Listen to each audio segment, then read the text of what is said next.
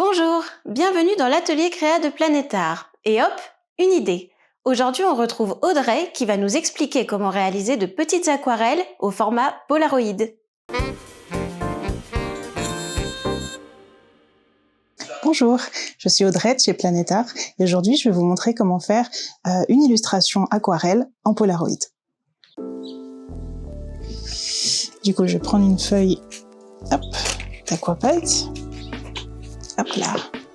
Et je vais commencer par faire le cadre pour pouvoir faire mon image. Donc je prends à peu près 5 mm de chaque côté.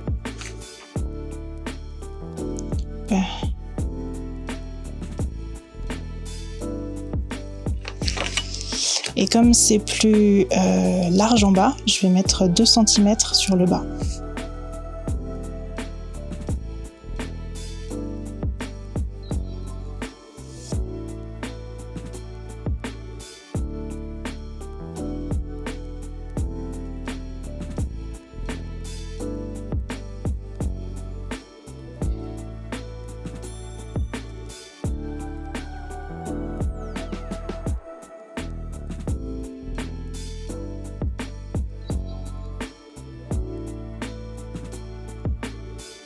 Donc une fois qu'on a notre cadre, on va pouvoir coller la feuille, parce que comme on va mettre de l'eau sur le papier, il va commencer à gondoler. Donc il faut que ça soit bien tenu. Comme ça, une fois que ça sèche, ça restera bien plat et ça ne va pas gondoler. Hop. Voilà. Donc déjà, la feuille en entier.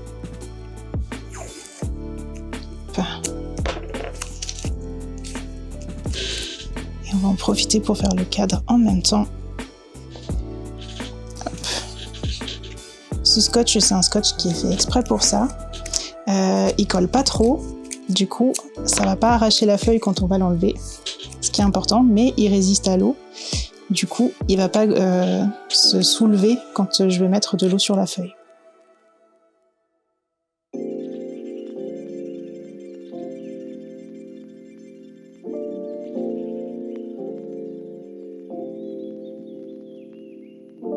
Un petit dernier pour le cadre.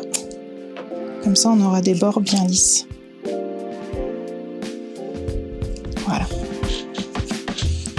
Donc le papier Aquapad, qui fait partie du carnet de papier Polaroid, c'est un papier qui est 100% cellulose. Du coup, l'avantage, c'est que l'eau reste beaucoup en surface. Ça veut dire que pour les débutants, c'est plutôt agréable.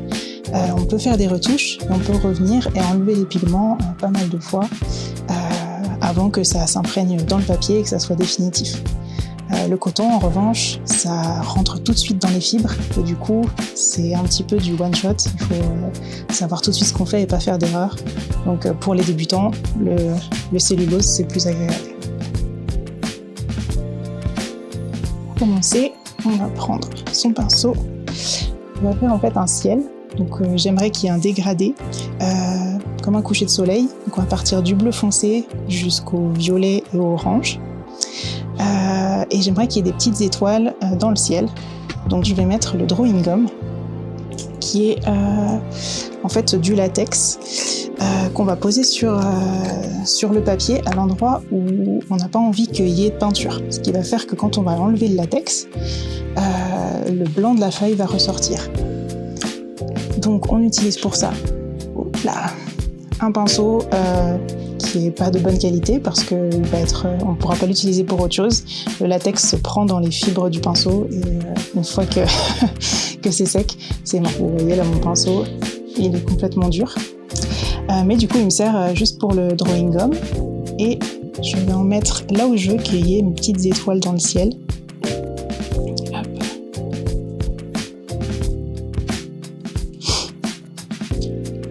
Le mieux pour faire les petites étoiles, c'est d'essayer de ne pas être symétrique. Il faut faire un petit peu n'importe où sans mettre le même espace à chaque fois entre les points. La nature n'aime pas le répétitif. Voilà,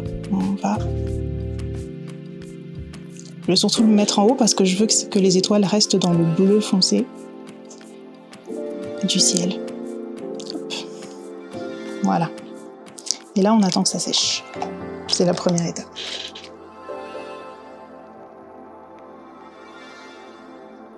En attendant que ça sèche, du coup, on va commencer à préparer nos couleurs. Donc, dans la palette, je vais poser mes 3 couleurs, donc le bleu, le violet et l'orange que j'aimerais utiliser. Donc pour ça, je vais prendre ma palette de Godet. Ce qui est super important quand on fait une palette, c'est d'avoir le nuancier. Parce que les couleurs qu'on voit quand elles sont sèches et concentrées, elles sont beaucoup plus foncées qu'en réalité. Donc si j'ai pas ça, je peux pas vraiment savoir les vraies couleurs que j'ai dans ma palette. Donc c'est grâce à ça, on va les mettre à l'endroit, c'est grâce à ça que je peux choisir mes couleurs. Donc pour aujourd'hui, pour mon ciel, je vais prendre du bleu phthalo, du rouge violet et du rouge de Saturne de chez Schmincks. Alors, je commence par mettre de l'eau dans mes godets pour commencer déjà à diluer l'aquarelle et le violet. Hop. Voilà. Je mélange bien pour avoir le plus de pigments possible. Et je viens mettre ma couleur dans le godet.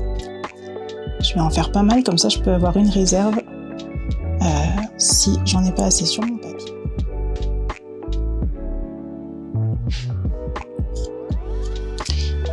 Le violet. Donc, vous voyez, le violet est très noir, mais dès qu'on le dilue un peu, on voit que ça devient un violet très très brillant.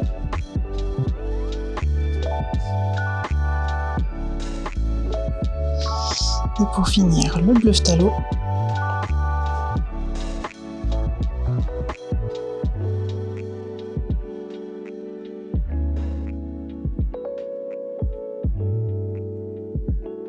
Pour toute mon illustration, j'utilise un pinceau rond, tout simple, parce que comme c'est un petit format, j'ai pas besoin d'avoir un pinceau à la vie ou quelque chose qui prenne beaucoup d'eau, juste quelque chose d'assez grand pour pouvoir faire en quelques mouvements l'entièreté de la feuille. Vu que je vais faire un ciel en une seule fois, il faut que tout soit mouillé en même temps, donc pas trop petit pour pas avoir pour pas que ça sèche avant que ça soit fini, et pas trop grand pour pouvoir faire quand même un petit peu des détails. Donc j'ai mes 3 couleurs, mais j'aimerais aussi qu'elles soient un petit peu plus harmonieuses entre elles. Et la technique pour ça, c'est d'ajouter un petit peu d'une même couleur dans les 3 couleurs que je vais faire. Donc par exemple, j'aimerais qu'il y ait un côté un peu plus vintage à mon ciel. Donc je vais rajouter un petit peu d'une couleur un petit peu sépia. Je vais prendre le terre de sienne brûlée. Hop, et je vais en mettre à côté pour me faire une petite réserve. Avec un petit peu plus d'eau celui-là, et je vais en mettre un petit peu dans chaque couleur. Ce que ça va faire, c'est harmoniser les 3 couleurs, qu'elles soient plus complémentaires ensemble. Et le bleu.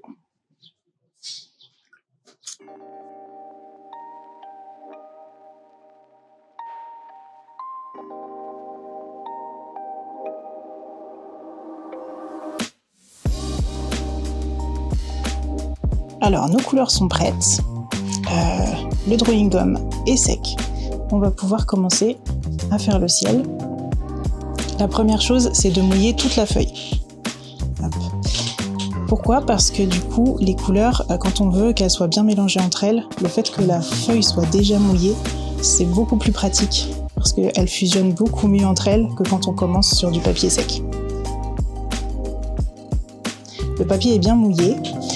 Il va commencer à gondoler un peu, mais vu qu'il est bien attaché avec le scotch, ça ne devrait pas bouger. Je vais commencer avec le bleu tout en haut. J'en prends bien et je fais une ligne. Je n'hésite pas à en mettre pas mal pour que ça soit assez vif. Voilà. Donc on voit déjà qu'avec l'eau, la couleur elle commence à s'étirer vers le bas. Hop, on va mettre le violet.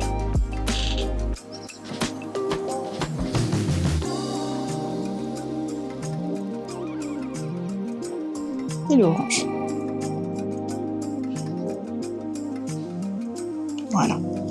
Normalement, j'ai presque rien à faire et les couleurs vont se mélanger toutes seules. Je peux un petit peu l'aider en revenant avec des traits horizontaux, comme ça, on reste dans la longueur. Comme c'est un ciel, hop, si ça fait des traits, c'est mieux qu'ils soient horizontaux que verticaux.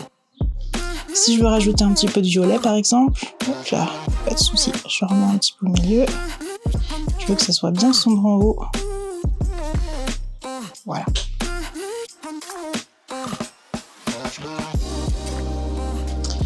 Donc maintenant, on peut laisser sécher comme ça va faire un très joli dégradé. Mais si on veut rajouter un petit peu de nuages, il y a une astuce. On prend un petit peu de sopalin qu'on va mettre en boule. L'idée, c'est d'avoir un petit peu de texture au fond et on va venir enlever la couleur quand c'est encore mouillé. Le fait que ce soit du coup du papier cellulose, ça va encore mieux nous aider à retirer le pigment et c'est beaucoup plus facile. Donc on vient comme ça. J'ai envie de mettre des nuages par ici. On en met un peu où on veut. L'idée, c'est de mettre comme ça. Hop, petite bulle. Et voilà, maintenant on peut laisser sécher et vous allez voir que la texture va se faire toute seule et on a notre ciel. A few moments later. Alors, une fois que c'est sec, on va pouvoir reprendre. Donc là, j'aime pas trop mon ciel. Je vois que la texture a séché un peu bizarrement, mais il n'y a pas de souci, on peut reprendre. Donc je vais reprendre un petit peu de bleu. Hop, je vais peut-être en remettre un petit peu.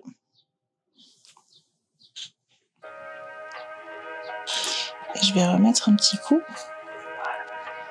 histoire d'enlever un petit peu cette texture que j'aime pas trop.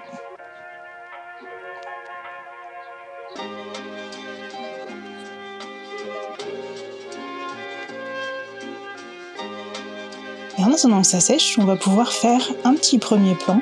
Donc je vais faire quelques herbes. Je pense que je vais les faire en marron foncé. Donc on va rester un petit peu dans le thème. Je vais reprendre la terre de sienne brûlée que j'avais pris la première fois. Je vais mettre un petit peu de bleu pour l'assombrir.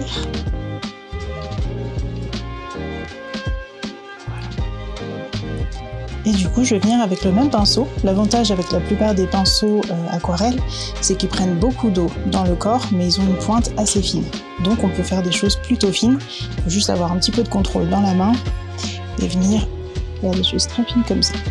Donc, les herbes, c'est pareil, il faut en faire de différentes longueurs et dans différentes directions pour éviter la répétition.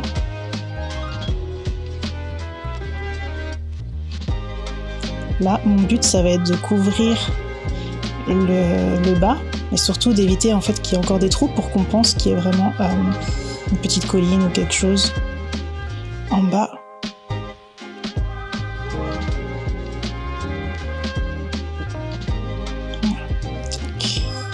Ce qui va permettre d'avoir de la profondeur dans notre ciel. On voit qu'il y a un premier plan. Et vous voyez qu'avec le pinceau, si on appuie à peine dessus, on touche à peine la feuille, on peut vraiment faire des choses très très fines, même avec un pinceau plutôt gros. Et si on veut rajouter quelques petites fleurs, il suffit de faire des petits points, comme ça. Essayez de rester naturel et de faire des choses un petit peu aléatoires.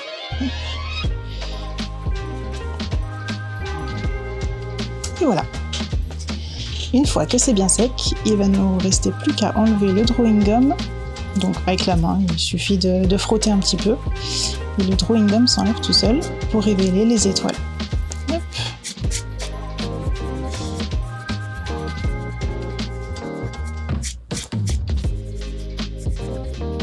Voilà. Une fois que tout est bien sec, on enlève également le scotch. Donc pour enlever le scotch, normalement ça colle pas beaucoup, donc ça s'enlève tout seul. Mais pour être sûr que ça déchire pas le papier, on essaie d'enlever ça doucement et de faire un angle 90 et de rester collé à la surface. Ça aide parce que si on décolle dans ce sens, les fibres du papier risquent de partir avec. C'est mieux de partir vers l'extérieur quand on enlève le scotch. Hop.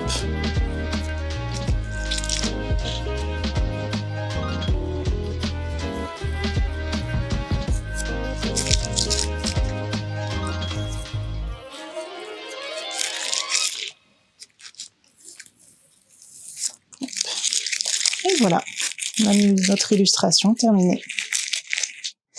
Et voilà, Une fois que vous connaissez les techniques et que vous avez l'inspiration, n'hésitez pas à faire d'autres petits dessins comme ça, avec le drawing gum, avec la technique du mouillé. Vous pouvez faire ce que vous voulez. Vous pouvez retrouver la liste des produits mentionnés dans cette vidéo en description, en magasin ou sur le site de Planète Art. Si cette vidéo vous a plu, n'hésitez pas à vous abonner. Je vous dis à très bientôt.